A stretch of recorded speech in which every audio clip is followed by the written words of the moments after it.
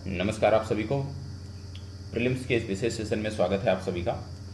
आज आप देख रहे हैं मॉडर्न हिस्ट्री एक्सप्रेस और मॉडर्न हिस्ट्री एक्सप्रेस के अंतर्गत टोटल 20 प्रश्न आपको लेकर मैं चल रहा हूं, क्योंकि अभी प्रारंभिक दौर है और इसलिए अभी प्रश्नों की संख्या सीमित है। तो चलिए शुरुआत करते हैं। सबसे पहला प्रश्न, 1764 के बक्सर के युद्ध में ईस्ट इंडिया कंपनी के विरुद्ध किन शासकों का गठजोड़ था? क्या बोला जा रहा है? 1764 के बक्सर के युद्ध में ईस्ट इंडिया कंपनी के विरुद्ध किन शासकों का गठजोड़ था? यहाँ पे शासक देखने को मिल रहे हैं मीर जाफर, शुजाउद्दौला, शाह आलम द्वितीय, या मीर कासिम, शुजाउद्दौला, शाह आलम द्वितीय। अब यहाँ पे बात करें, आप जानते हैं अंग्रेजों के साथ अनेक लड़ाइयों के बाद कंपनी ने 1763 में मीर कासिम को बंगाल के पद से हटा दिया, नवाब के पद से हटा दिया, और ये अवध भाग गए। और जब ये अवध गए तो ये अवध के जो शासक थे शुजाउद्दौला और भगोड़े मुगल बादशाह भी यहीं पर इनको मिल गए, जिनका नाम था शाह आलम द्वितीय। तो इनके साथ मिलकर इन्होंने एक गठजोड़ कर लिया और 22 अक्टूबर 1764 को बक्सर के युद्ध में इन्होंने सम्मिलित सेना ने अंग्रेजों से युद्ध किया। तो गठजोड़ की जब हम बात करते हैं तो मीर कासिम, शुजाउद्दौला और शाह आलम द्वितीय की बात आती है, मतलब बी विकल्प सही उत्तर है। आगे, बक्सर की लड़ाई के परिणाम के संदर्भ में निम्नलिखित कथनों पर विचार कीजिए। इस युद्ध ने अंग्रेजों को बंगाल, बिहार और उड़ीसा का निर्विवाद शासक बना दिया। क्लाइव को दोबारा बंगाल का गवर्नर बनाया गया। अंग्रेजों ने मुगल बादशाह शाह आलम द्वितीय को कोरा और इलाहाबाद जिले जीतकर दिए। अब यहाँ पे यदि हम बात करें तो आपको देखने को मिल रहा होगा कि कौन से कथन सत्य हैं, इसकी बात की जा रही है। तो सबसे पहली बात, बक्सर की लड़ाई ने अंग्रेजी सेना की श्रेष्ठता को साबित कर दिया, इसमें कोई डाउट नहीं है। इस युद्ध ने अंग्रेजों को बंगाल, बिहार और उड़ीसा का निर्विवाद शासक बना दिया, और अवध क्षेत्र जो था वो भी इनकी दया का मोहताज हो गया। तो पहला तो एकदम सत्य है। दूसरा, 1765 की बात आती है। 1765 में क्लाइव को पुनः बंगाल का गवर्नर बनाकर वापस लाया गया। उसने बंगाल में सत्ता और शासन के सारे अधिकार नवाब से छीनकर कंपनी को दे दिए गए। तो ये भी सत्य है। तीसरा, अंग्रेजों ने मुगल बादशाह शाह आलम द्वितीय को कोरा और इलाहाबाद जिले जीत कर दिए। यहाँ पे आपको बता दें कि बक्सर की लड़ाई के बाद कंपनी ने शाह आलम द्वितीय से बंगाल, बिहार और उड़ीसा से राजस्व वसूली का अधिकार प्राप्त कर लिया था। इस प्रकार से कंपनी के नियंत्रण को कानूनी मान्यता मिल गई, और मुगल बादशाह जो था अभी भी साम्राज्य का नाम मात्र प्रमुख था, और इसे 26 लाख रुपए साथ ही साथ कोरा और इलाहाबाद जिले दिए गए थे। तो ये भी कथन सत्य है, मतलब डी विकल्प इस प्रश्न के लिए सही उत्तर है। आगे बढ़ते हैं। 18वीं सदी में कंपनी द्वारा बंगाल में लागू की गई दोहरी या द्वैध व्यवस्था के संदर्भ में कथनों पर विचार कीजिए। क्या है? बंगाल के राजस्व पर कंपनी का नियंत्रण था। दूसरा, पुलिस और न्यायिक शक्तियों पर नवाब का नियंत्रण था। तीसरा, प्रशासन का दायित्व कंपनी और उसके अधिकारियों पर था। उपर्युक्त में से कौन से सत्य हैं आपको बताना है। यहाँ पे आपको बता दें कि बक्सर की लड़ाई के बाद 1765 से ईस्ट इंडिया कंपनी बंगाल की वास्तविक स्वामी बन गई। दीवान के रूप में कंपनी सीधे ही राजस्व वसूलने लगी, अतः पहला कथन तो पूर्णतः सत्य है। दूसरा और तीसरा कथन असत्य है। क्यों असत्य है दूसरा और तीसरा, आइए देखते हैं। बंगाल में उप सूबेदार नामांकित करने का अधिकार कंपनी को मिला। इस तरह कंपनी का पुलिस और न्यायिक शक्तियों पर पूरा नियंत्रण स्थापित हो गया, और इसी व्यवस्था को दैध शासन व्यवस्था कहा जाता है। इस व्यवस्था के अंतर्गत कंपनी का सत्ता पर तो पूरा अधिकार हो गया, जबकि उसके ऊपर कोई जिम्मेदारी नहीं थी। जिम्मेदारी किसकी थी? जिम्मेदारी वहां के स्थानीय शासक की थी। इस आधार पर यदि देखें तो केवल ए विकल्प सही उत्तर है। अगला, बंगाल के प्रशासन की दोहरी व्यवस्था के अंतर्गत कंपनी की लागत पूंजी के संबंध में कौन सा कथन सत्य है? कंपनी के लागत पूंजी के संदर्भ में कौन सा सत्य है? यहाँ पे यदि हम बात करें तो बंगाल में प्रशासन की दोहरी और द्वैध व्यवस्था के अंतर्गत कंपनी के पदाधिकारियों ने बंगाल की संपदा जो थी उसको दोनों हाथों से लूटा। ठीक है, कंपनी ने भारतीय माल खरीदने के लिए इंग्लैंड धन भेजना बंद कर दिया। इसके स्थान पे वो बंगाल से जो राजस्व प्राप्त करते थे उसी राजस्व से ही भारतीय माल को खरीदते थे, और फिर उनको विदेशों में जो है वो बेचते थे। इससे इस धन को कंपनी की लागत पूंजी समझा जाता था। तो इस आधार पर यदि देखें तो कंपनी द्वारा सैन्य आधुनिकीकरण में खर्च किया गया, गलत। कंपनी के कर्मचारियों के निजी व्यापार में अर्जित धन, गलत। बंगाल से प्राप्त राजस्व से भारतीय माल खरीदना और विदेशों में बेचना, ये इसका सही उत्तर है। आगे, वारेन हेस्टिंग्स ने के समय 1775 से 1782 तक भारत में ब्रिटिश शक्ति के लिए अशुभ घड़ी थी। इसका प्रमुख कारण क्या था? पहला, अंग्रेजों का मराठा, मैसूर तथा हैदराबाद के निजाम के गठजोड़ के विरुद्ध सामना करना, अमेरिकी जनता का अंग्रेजों के विरुद्ध होना। यहाँ पे यदि हम बात करें, बोला जा रहा है कि क्या कारण थे, इसका प्रमुख कारण क्या था? तो 1775 से लेकर 1782 की जब बात करते हैं तो भारत में ब्रिटिश शक्ति के लिए बहुत अशुभ घड़ी थी। सभी मराठा सरदार, पेशवा और उनके प्रधानमंत्री नाना फडणवीस की ओर से एक हो गए थे। दक्षिण भारत के शासक भी अपने बीच अंग्रेजों की उपस्थिति से चिढ़े हुए थे और इस घड़ी का फायदा उठाकर हैदर अली हैदर अली निजाम ने कंपनी के खिलाफ युद्ध छेड़ दिया। ठीक है, और अंग्रेजों को बहुत ही मजबूत गठजोड़ का सामना करना पड़ा, जिससे मराठे, मैसूर और हैदराबाद शामिल थे। 1776 ईस्वी की बात आती है तो अमेरिकी जनता ने अंग्रेजों के खिलाफ विद्रोह किया और इस लड़ाई में अंग्रेजों की लगातार हार हो रही थी। फ्रांसीसी अपने प्रतिद्वंदियों की इन कठिन परिस्थितियों का फायदा उठाना चाहते थे और उनसे मुकाबला करना चाहते थे। इस आधार पर देखें तो सी विकल्प 1 और 2 यहाँ पे होगा, तब ये सही होगा। ठीक है, चलिए अगला, सालबाई की संधि किस युद्ध से संबंधित है? सालबाई की संधि किस युद्ध से संबंधित है? प्रथम आंग्ल मैसूर, प्रथम आंग्ल मराठा, आंग्ल नेपाल, द्वितीय आंग्ल मराठा। सालबाई की जब बात करते हैं तो आप जानते हैं प्रथम आंग्ल मराठा युद्ध के बाद सालबाई की संधि होती है।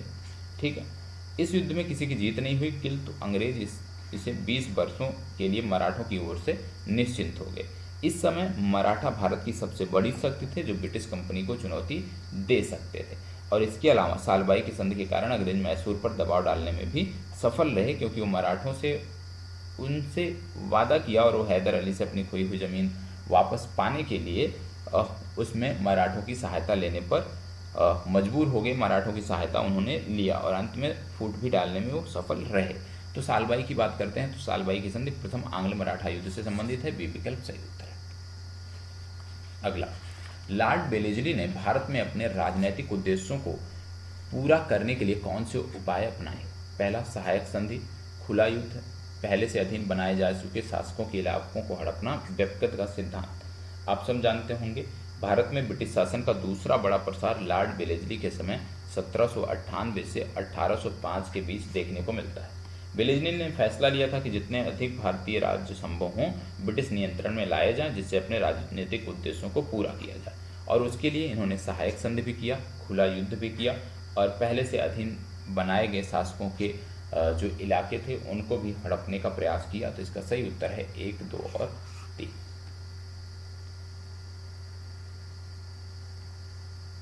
अगला है, सहायक की संधि प्रथा प्रणाली के संदर्भ में कौन सा कथन असत्य है? इस प्रथा में शामिल सहयोगी राज्यों को ब्रिटिश सेना अपने राज्य में रखनी पड़ती थी। इस प्रणाली में शामिल देशी राज्य किसी पड़ोसी राज्य से कूटनीतिक संबंध बनाने तथा विदेशी विशेषज्ञ रखने का अधिकार खो देते थे। सहायक संधि प्रथा में सुरक्षा प्राप्त राज्य की सेवाएं भंग कर दी गईं। मैसूर के टीपू सुल्तान ने सहायक संधि के तहत सेना के खर्च के लिए अपने राज्य का एक भाग कंपनी को दे दिया। सहायक संधि प्रणाली में कौन सा असत्य है यदि हम बात करें तो इसका डी विकल्प असत्य है। पहला, इस प्रथा में शामिल सहयोगी राज्यों को ब्रिटिश सेना अपने राज्य में रखनी पड़ती थी, सत्य है।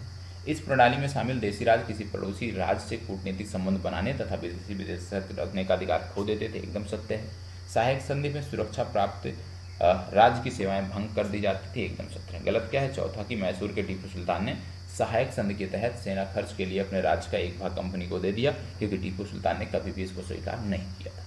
अंग्रेजों ने किस मराठा सरकार से राजघाट की संधि की थी? राजघाट की संधि आप जानते हैं 1806 ईस्वी में ये संधि हुई थी और इस संधि के द्वारा होलकर के साथ संधि समझौता किया गया था। तो किसके साथ किया गया था? इंदौर के होलकर।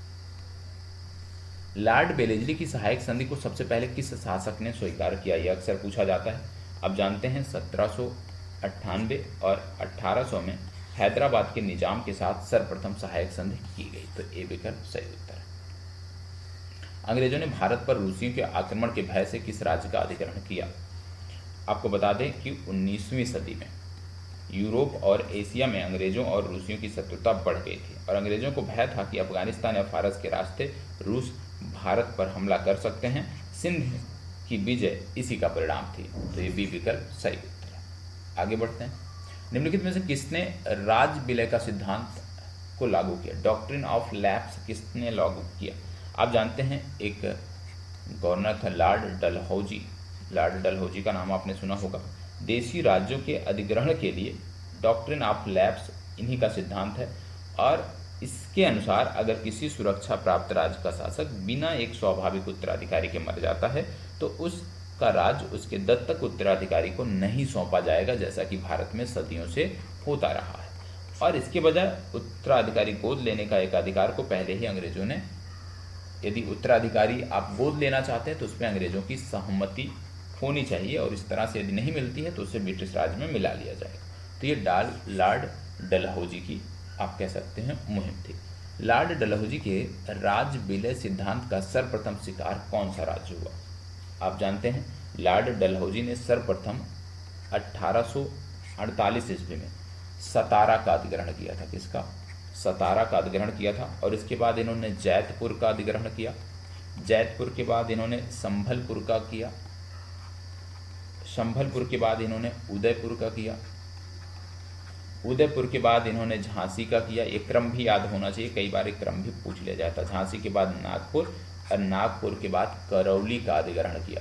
तो ये क्रम भी आपको पता होना चाहिए। सतारा, जैतपुर, संबलपुर, कम से कम ये तीन आपको अनिवार्य रूप से याद होने चाहिए। तो सबसे पहले सतारा का अधिग्रहण किया गया।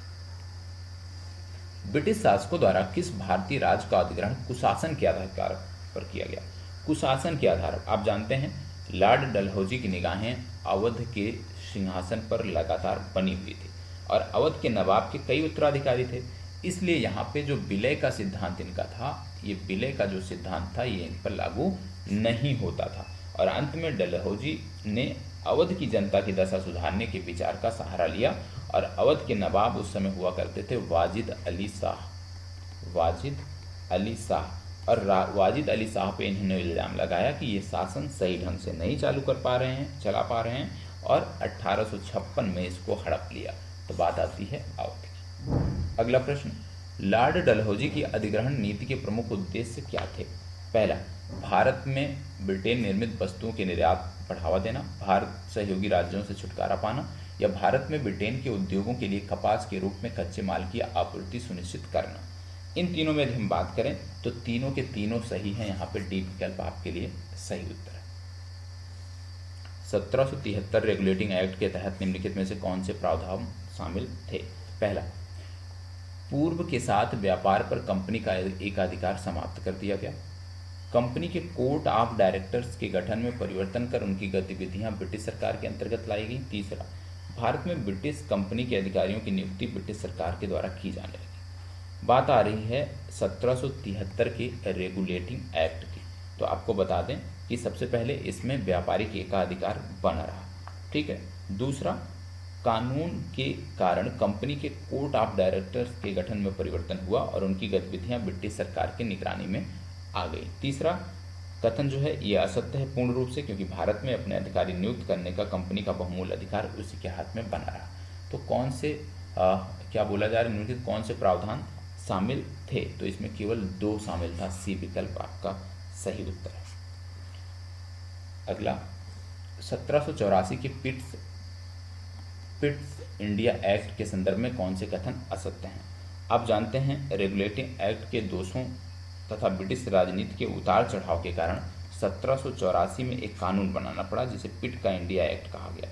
इस कानून ने बम्बई और मद्रास प्रेसिडेंसियों को युद्ध, कूटनीति और राजस्व के मामले में स्पष्ट शब्दों में बंगाल के अधीन कर दिया। पहला, इस कानून के साथ भारत में ब्रिटिश विजय का एक नया युग प्रारंभ हुआ, और इस आधार पर देखें तो तीनों कथन सही है। पहला, इसके तहत ब्रिटिश सरकार कंपनी के मामलों तथा उसके भारतीय प्रशासन पर नियंत्रण हो गया, एकदम सत्य है।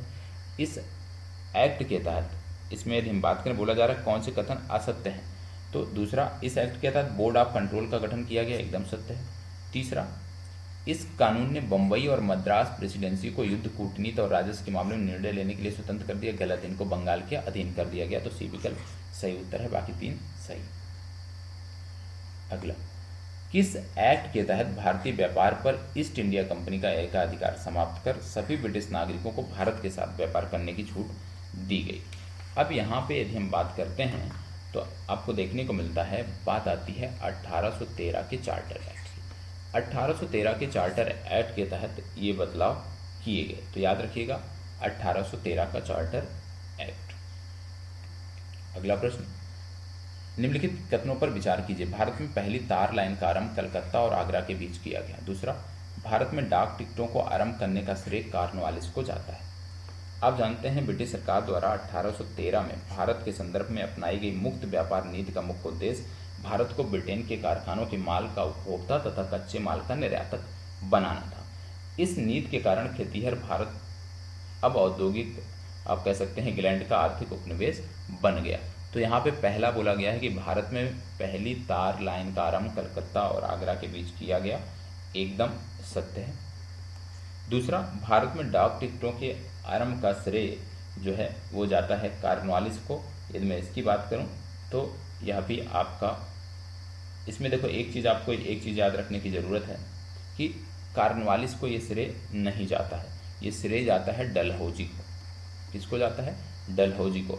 भारत में डाक टिकटों एवं तार लाइनों के आरंभ करने का जो श्रेय है वो जाता है डलहौजी को। चाहे तार हो चाहे डाक हो, दोनों का श्रेय डलहौजी को जाता है। तो यहाँ पे सत्य की बात करें तो केवल एक सत्य है, क्योंकि पहली और आधुनिक जो ये व्यवस्था थी वो इन्हीं के बीच, कलकत्ता और आगरा के बीच स्थापित की गई थी। अगला प्रश्न, भारत में रेलवे लाइन के विकास का श्रेय किसको जाता है? आप जानते हैं रेलवे लाइन का विकास का श्रेय डलहौजी को जाता है। ठीक है, क्योंकि 1849 में भारत का गवर्नर जनरल बनने वाला लॉर्ड डलहौजी भारत में तेजी से लाइन बिछाने का समर्थक था, और पहली जो लाइन बिछाई गई थी वो मुंबई और ठाणे के बीच बिछाई गई थी। ये आपको याद रखने की ज़रूरत है। कब? 1853 में। तो आज के लिए बस इतना ही। कैसा लगा है कमेंट बॉक्स में ज़रूर बताइएगा। और दूसरी तरफ जो साइंस की एक्सप्रेस है उसको भी अवश्य देखते हुए चलिएगा। हालांकि वो पिछले सेशन का है, लेकिन उससे मतलब नहीं है, प्रश्न तो वही पूछे जाते हैं। वहाँ पे प्रश्न मैं ज़्यादा रख रहा हूँ क्योंकि मैंने साइंस समाप्त किया है, तो उसको भी आपको इसी तरह से देखते हुए आगे बढ़ना है। तो यहीं पर अपनी चर्चा को विराम देता हूँ। धन्यवाद बहुत बहुत।